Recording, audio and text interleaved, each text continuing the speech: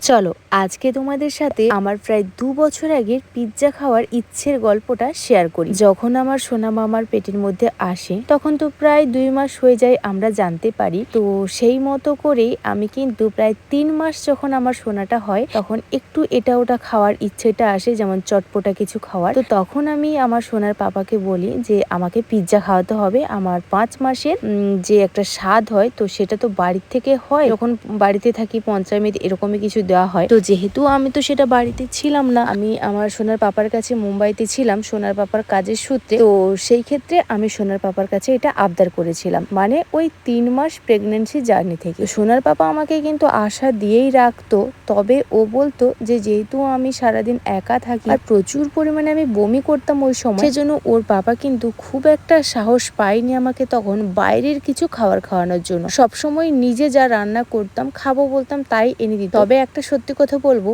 ওই সময় আমার কোনো মশলাযুক্ত খাবার তো খেতে ভালোই লাগতো না। এমনকি চিকেন যেই দিনকে রুমে আনতো আমার তো রীতিমতো কান্না পেয়ে যেত। মাছ যেমন হাতেও নিতে পারতাম না, গন্ধও শুনতে পারতাম না, এছাড়াও আদা রসুনের গন্ধ একেবারে নিতে পারতাম না। শুধু ইচ্ছে করতো একটু ঝাল কাঁচা লঙ্কা খাওয়ার জন্য, এছাড়াও একটু জিরে বাটা দিয়ে রান্না করার খাবারগুলোই খেতে ইচ্ছা করতো। তো সেভাবেই খেতাম। রীতিমতো আমার বরের ওই সময় ওর কান্না পেয়ে যেত ওই খাবারগুলো খেতে খেতে। তো যাই হোক, এইভাবে 6 মাস আমরা কমপ্লিট করে মুম্বাই থেকে চলে এলাম। আর আমাদের এখানে খুব একটা কিন্তু পিৎজা টিজ্জা এভাবে কিছু শোনাও যেত না আর পাওয়াও যেত না। তাই ওই সময় অত গরমও ছিল, বর আমাকে নিয়ে কিন্তু বাইরে এইভাবে কোথাও এসে খাওয়ার সেই সাহসটাও পাই। তো যাই হোক, ফাইনালি আমার সোনা এখন আমার কোলে চলে এসেছে, 1 বছর পরিপূরণ হয়েও গেছে। তাহলে আমার ইচ্ছে হয়ে গেছে আজকে 2 বছর, কারণ সোনা তখন আমার 1 বছর পেটে ছিল। এই মিলে ফাইনালি 2 বছর পর আমার মুখের কাছে এখন চলে এলো পিৎজা। আমরা আমাদের বাড়ির খুবই কাছাকাছি একটা রেস্টুরেন্টে এসেছি, মিস্টার পিৎজাতে। এটা প্রায় 2-4 বার দেখেছি